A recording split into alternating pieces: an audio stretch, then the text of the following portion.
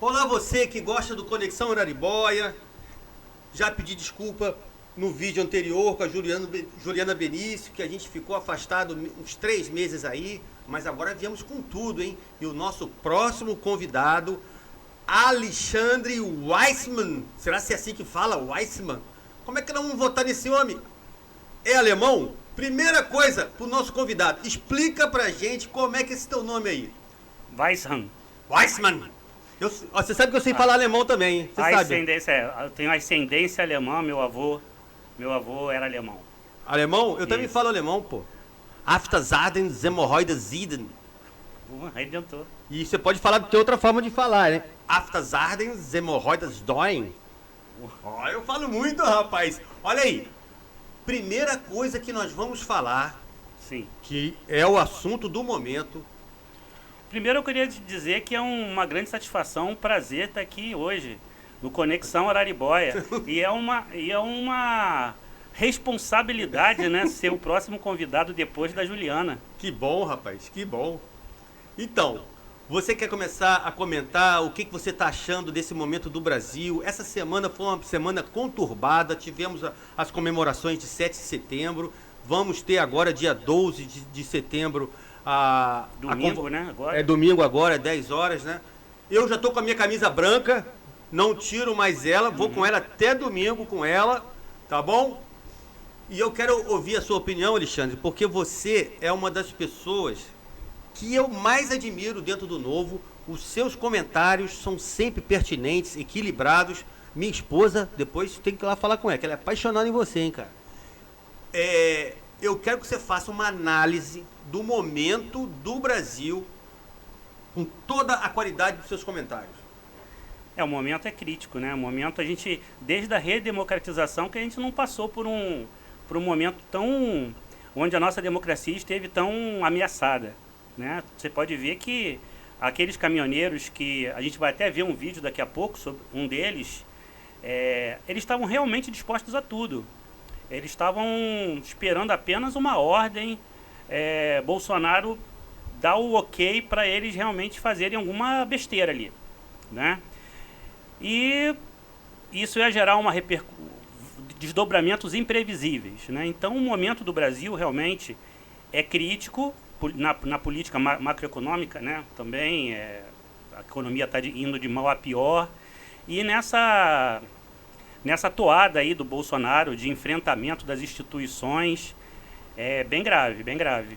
E o que você achou desse recuo agora? Ele teve um recuo agora, né? Sim. Ele chamou o Michel Temer, pegou um avião da FAB, mandou buscar o cara lá em São Paulo. Aliás, sinceramente, o Michel Temer... Vou fazer um parêntese aqui entre o Michel Temer. Que diferença o governo do Michel Temer, do segundo mandato do Lula pra cá até o Bolsonaro. Olha, o vampiro tava com 3% de popularidade, 3%. O cara saiu de um menos 3,8% do PIB negativo da Dilma, levou para 1%, aprovou o teto de gastos, Isso. aprovou o projeto reforma trabalhista, aprovou aquela lei das estatais. Tem outros projetos que a gente poderia falar, que eu não estou lembrando agora. A reforma da Previdência... Deixou encaminhada. Aprovou na comissão especial, na Comissão de Constituição e Justiça. Na semana da votação, você vê o que é o corporativismo. Olha, Zaira Azevedo, nossa especialista em corporativismo. O que é o corporativismo? Uma semana, toda aquela massa do governo insatisfeita com a saída da Dilma, né? O outro grupo de poder do outro lado, representado pelo Rodrigo Janot. Isso. Botaram os canhões. Botaram os canhões em cima do Michel Temer para atingir a reforma da Previdência. E agora estão fazendo a mesma coisa com a reforma administrativa. Então, eu quero que, voltando ao assunto, Alexandre, ele mandou um avião da FAB buscar o Michel Temer para escrever uma carta.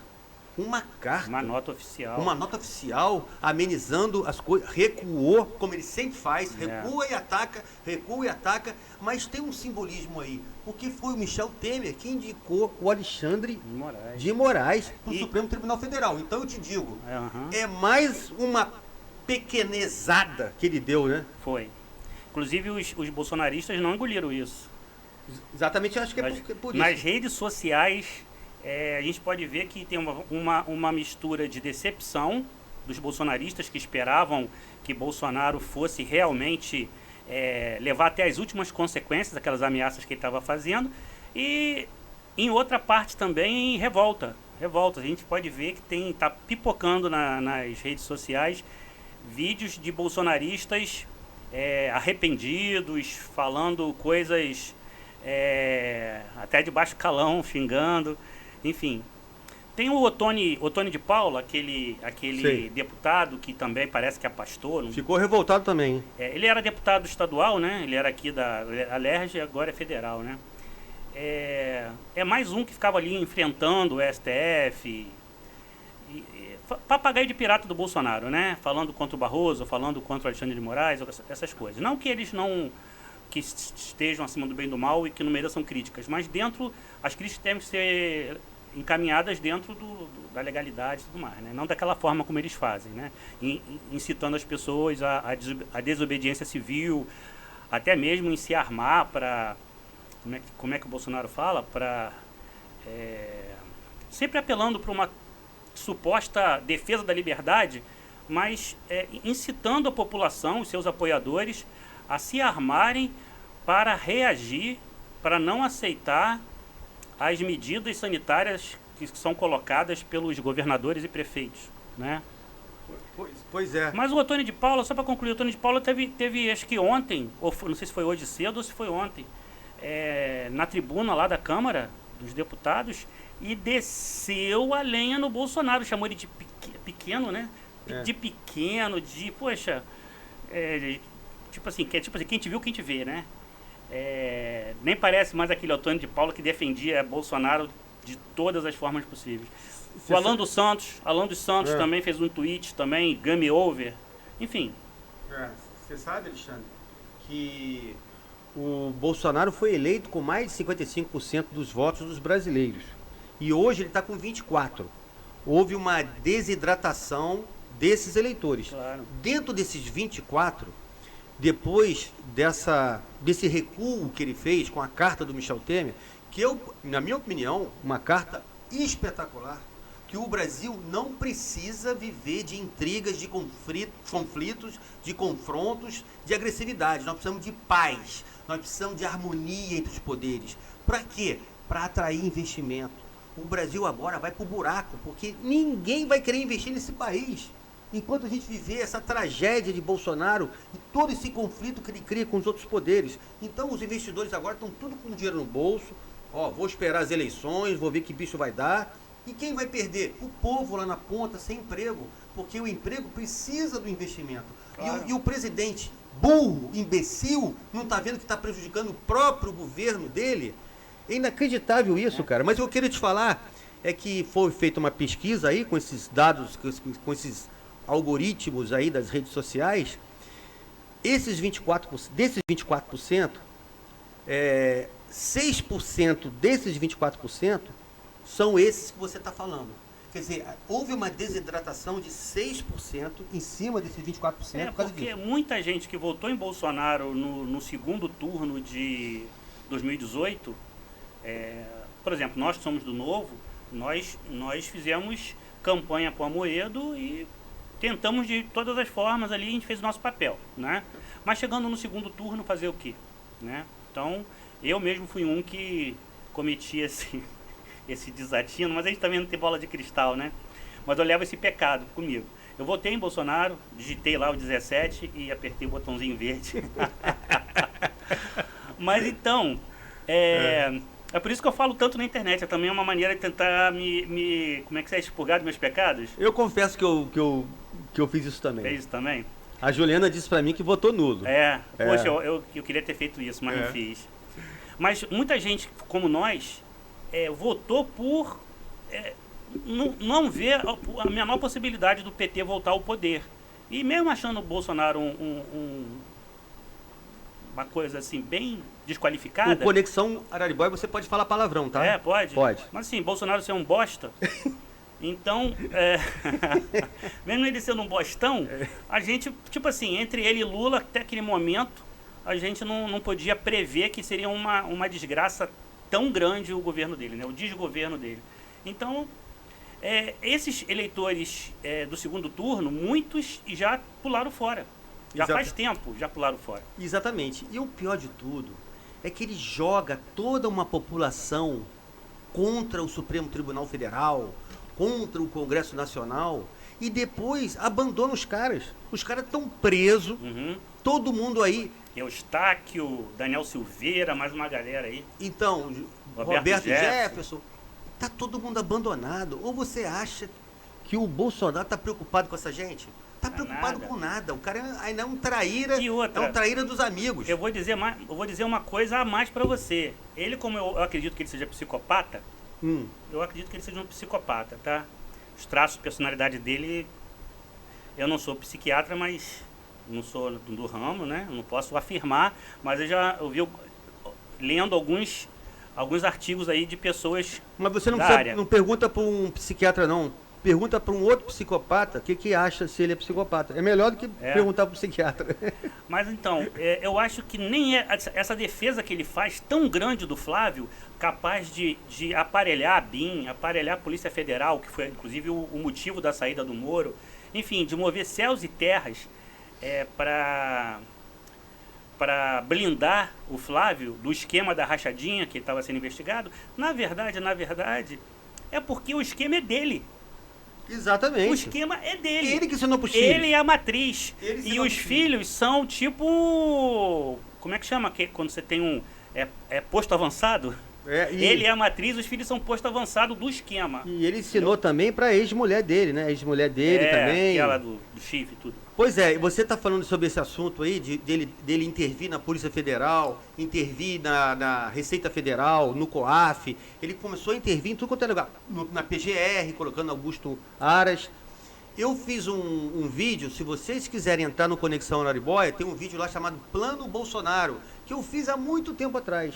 E eu vou descrevendo todas as intervenções dele, todo o projeto de poder do Bolsonaro. Ele tentou desde o início, com aquelas manifestações na frente do Exército, com aquelas faixas de AI-5, ele está desde o início do governo tentando um apoio popular para fazer o golpe. Isso. Essa tentativa ele está fazendo desde o início, porque ele precisa do apoio do povo para poder fazer, para fazer o golpe. Então, esse projeto dele... Eu fico os tontos lá gritando, eu autorizo. Autorizo o quê, filho? Autorizo o quê? Golpe, AI-5? Pois é, eu tava vendo aquele Morning Show, não sei, aquele Paulo Matias, perguntou pro Rodrigo Constantino. Ô, Rodrigo Constantino, o que ele quer dizer com autorizo? E você tinha que ver como o Rodrigo Constantino ficou sem graça, porque ele não teve coragem de falar que não, é para fazer um golpe. E ele ficou todo sem graça, porque as pessoas, ficam sem graça. Como é que um liberal, como é que uma pessoa democrata vai defender o Bolsonaro e o projeto de poder de implantar um golpe? Só o dinheiro faz isso, muda a cabeça das pessoas. Inclusive a gente vê que aqueles generais estão lá recebendo o teto do Plex, né? Porque eles já têm a aposentadoria de general, que já é bem legal, bem, né, gordinha, e com méritos, não tô falando nada contra, mas aí eles, como ministro, somando os dois salários, passava do teto. Aí eles deram um jeitinho, fez uma portaria lá, uma lei, sei lá, como é que chama, conseguiu juntar os dois, quer dizer, aí vai o Heleno, o Braga Neto... 70 mil, 80 mil por mês, vai embora. Braga Neto, aqueles outros lá, o Luiz Eduardo Ramos, tá todo mundo ganhando na faixa de 100 e poucos, 200 mil. E você sabe que tem 6 mil militares, né, empregados na cúpula do governo federal, e eu fico pensando, se o Lula ganhar essa eleição, como é que o Lula vai fazer para tirar esses caras de lá? Eu vou dizer uma coisa, hein? As Forças Armadas vão peitar o Lula e vão falar assim, ó, nesses cargos você não mexe, nesses ministérios você não mexe, porque senão quem vai fazer um golpe aqui somos nós, militares. Escreve isso que eu estou falando. Não, mas a gente percebe, da minha percepção, né? A minha percepção é a seguinte, tipo assim, tinha aqueles 3 comandantes militares, Exército, o Pujol, que era o general, né? Que era o comandante do Exército, e tinha lá almirante lá e da Marinha, enfim, brigadeiro da Aeronáutica. Os comandantes, né? Sendo que a nossa maior força, com o maior contingente, é o Exército, né? É o que, tipo assim, dita o caminho. Então, eles não estavam gostando das intenções golpistas do Bolsonaro, eles não são bobos. E viu, pô, o Bolsonaro está querendo usar as Forças Armadas para intenções não republicanas, né? Intenções golpistas, achando que nós vamos dar sustentação a isso. E eles pediram exoneração ao mesmo tempo. Isso nunca foi feito na República.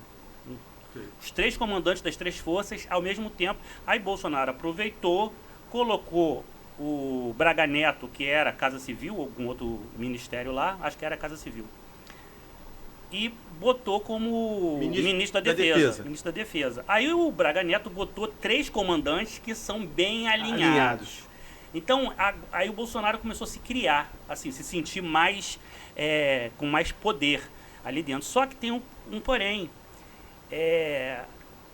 Não é tão simples, não é só você trocar o comando e que você vai fazer o que você bem entender. Tem vários generais de 4 estrelas ali que, tipo assim, tipo o Pujol, na mesma linha do Pujol. Sei. Não vai ser tão simples. Vai. E até mesmo na Polícia Militar não teve essa aderência toda. Todo mundo ficou preocupado dia 7 de setembro. Pô, será que essa Polícia Militar vai criar problema? Militar então, armado, policial armado. Exatamente, não aconteceu nada. Graças a Deus não aconteceu nada.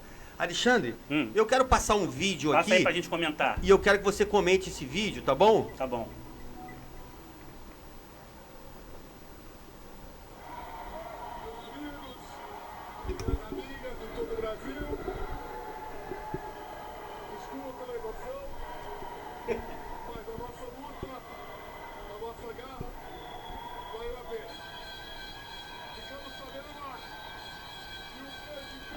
Até lá dentro tem fake news. Ficou sabendo agora. A emoção. O Brasil está em estado de crise. Tá sim. Vê as montagens que fizeram com o sítio do Pica-Pau Amarelo? Vi.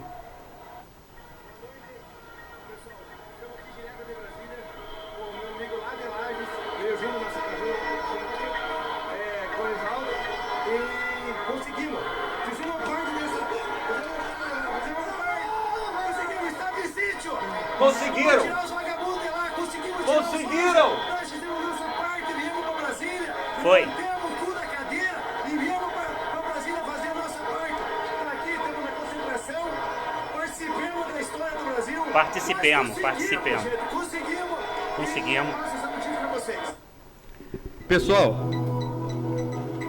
Pessoal, é impressionante. Eu acho isso impressionante. Eles fazem o vídeo, eles fazem um fake news, eles mesmos fazem um fake news e eles mesmos se enganam com o fake news deles. É uma coisa inacreditável. Mas é um pouco preocupante porque é o seguinte, você vê que aquelas pessoas realmente estão ali emocionadas, querendo muito isso, né? Estão sinceras ali de coração. A sinceridade delas, eles realmente acreditam que são patriotas, estão salvando o Brasil do comunismo e que Bolsonaro é o mito. É o mito. Então, tipo assim, é uma seita. Eu costumo dizer que é uma seita. Se você parar para ler o comportamento de seita, de membros de seita, que vê aquela coisa assim, idealizada do líder supremo, né? O líder supremo é infalível, a palavra dele é tipo como se fosse a palavra vindo direta do próprio Deus, e aquela coisa toda. O bolsonarismo é isso, cara. Agora, mas Alexandre, eu vou mais fundo nessa observação que você está fazendo. Porque nós votamos no Bolsonaro, nós votamos na Dilma, nós votamos no Lula, nós votamos no Collor, nós votamos nesses deputados que estão aí, que votaram 37 bilhões de reais de emendas parlamentares. Nós votamos nesses políticos que estão aí, que votaram em 6 bilhões o fundo de financiamento de campanha. Então nós votamos num grupo de senadores e deputados que aprovaram esse código eleitoral, que é uma vergonha. Uma vergonha esse código eleitoral que foi aprovado. Então, Arthur Lira é um gangster, né? foi eleito pelo povo. Foi. Fala um Alagoas. Alagoas. Fala um outro. Ah, Ciro Nogueira Ciro Nogueira. foi eleito pelo povo. Todos Valdemar eles. da Costa Neto foi eleito pelo povo. Agora eu quero te fazer uma pergunta Eles não agora. caíram lá de Eu vou te fazer uma paraquedas. pergunta. Não caíram de paraquedas. Esse mesmo povo que vota nesses caras é o mesmo povo que na hora de comprar um carro visita todas as concessionárias para saber qual o carro que ele vai comprar. Quando ele quer comprar um telefone celular, ele examina todos os celulares na Casa Bahia, na Magazine Luiza, na Fest. Ele quer comprar uma roupa, quer comprar um relógio, ele estuda minuciosamente a qualidade, o preço. Mas na hora de votar, na coisa mais importante que tem na nossa sociedade, a gente parar e ter a mesma exigência para votar no político, a gente vota em qualquer um. A gente vota num cara que te dá um saco de cimento, que te arruma um emprego público. Como é que a gente resolve isso, Alexandre? Educação. Educação e tem que partir eu penso que tem que começar na escola. Eu acho que a escola tem que trabalhar melhor essa questão da representatividade política, né? Eu acho que sem ideologia, sem apontar esquerda ou direita, mas simplesmente... Lembra da nossa época que a gente tinha o SPB? Sim, lógico, é da minha época. Pô, da minha também. Então, coisa assim desse tipo. Eu acho que é importante as pessoas serem educadas para a democracia. Porque senão acontece isso. Passa de 4 em 4 anos, ela vai lá e se livra da forma mais rápida possível. O que ela quer, na verdade, é sair dali. Ela quer votar e ter o dia livre. Sim. Ela quer simplesmente se livrar daquela obrigação. Eu acho que é aí que tem um ponto. E você bateu no ponto. Porque a pessoa fala assim, poxa, são 148 milhões de pessoas votando, o meu voto é um voto a mais, não vai fazer diferença. Então ele acaba não dando valor no próprio voto dele. Então muitas pessoas pensam da mesma forma e essa tragédia que está aí. Agora, não vamos aqui ficar só falando coisa ruim, né, Alexandre? Vamos falar de coisa boa, de otimismo. Antes de falar nas manifestações de 12 de setembro, domingo, eu quero falar o seguinte com você. Qual é a sua visão, o que você está pensando em relação a uma terceira via? Será que o Bolsonaro ele vai sofrer o impeachment, vai ser afastado ou vai ficar inelegível? Você acha que ele vai para as eleições até o final? Nós vamos conseguir lançar um terceiro candidato? Quantos candidatos vão vir? Será que nós não vamos diluir demais os votos se a gente já lançar muitos candidatos? Qual é a nossa saída? Porque se ficar Lula e Bolsonaro realmente no segundo turno, nós estamos ferrados. Ferrados. Olha, isso que você falou é certo. Se a terceira via se dispersar em muitos candidatos, porque a gente já tem aí se posicionando, Alessandro Vieira, sim, que é cidadania, né? Cidadania. Senador. Simone Tebet, MDB. 2. Temos Sérgio Moro. 3. Por um fio que ele não fica fora, porque assim, que ele não poderia, mas agora parece que ele pode. Basta só ele querer. O Podemos já abriu as portas para ele. E temos João Amoedo. João Amoedo também é um nome de peso aí na terceira via. O Datena vai vir, não? Olha, espero que não, porque se vier é tipo um Bolsonaro 2. E o Mandetta? Mandetta até que, apesar de não me descer muito, assim, eu prefiro muito mais o Alessandro Vieira, por exemplo, e a Simone Tebet do que o Mandetta. Acho ele um pouquinho, sei lá, político com velhas práticas, assim, apesar dele falar bem, ser simpático, vendável. Eu acho que ele poderia até ser um candidato bem trabalhado, ele poderia ser bem competitivo, porque ele teve uma boa... Mas, tipo assim, seja quem for, eu acho que tem que ser trabalhado essa pessoa e não pode ter vários concorrentes. Sei. Entendeu? E em relação ao PSDB? O PSDB, ele vai lançar candidato de qualquer jeito. Não quer participar da terceira via. Eduardo Leite. Vai ficar o Eduardo Leite contra o João Dória. Então, tem aí no Ciro Gomes, tem o Ciro Gomes para tirar voto do Lula. Isso. Agora, o João Dória vai tirar voto de um... E o Ciro terceiro- Gomes já está trabalhando, já está com o pé na... Bastante tempo. É. Se você acha que a Simone Tebet...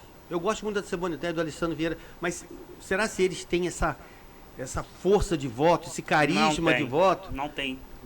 pra gente conseguir ganhar isso? Né? Não, assim, agora não tem. Ah, Mas sabe que a terceira via, todos os bolsonaristas falam isso. Ah, vocês estão falando... Porque eles têm ciúme do Bolsonaro. Então eles falam assim, Sim. vocês vivem falando de terceira via, tipo parente meu, né, familiares Sei. meus, né? Vocês ficam falando de terceira via, quem é a terceira via? Quem é? Tipo assim, pô, calma, eu falo assim, calma, tem tempo. Vai surgir, né? A gente tem que ter um pouco de esperança, né? Aí assim, vai surgir ainda, estamos em tempo ainda de surgir. Porque, tipo assim, a terceira via, existe a demanda. A demanda pela terceira via já existe. Pelas próprias pesquisas já diz que 40%, coisa assim, não quer votar nem Bolsonaro nem Lula, né? Eu não sei se é mais ou menos esse o número, mas é um número bem expressivo. olha lá na tela. É isso aí. Copacabana, posto 5, 10 horas da manhã, estaremos lá. Convocação para todo mundo que está assistindo. Domingo, Copacabana, 10 horas da manhã, posto 5. Todo mundo lá. Estaremos lá, eu e Júlio. Já encerramos o assunto da terceira via? Não, Ainda não? não. Então continua aí pra mim. O assunto da terceira via faz o seguinte. A demanda existe. Então precisamos... Bastante. A demanda existe, mas 40% não quer ver Bolsonaro nem Lula. Estão esperando surgir a pessoa.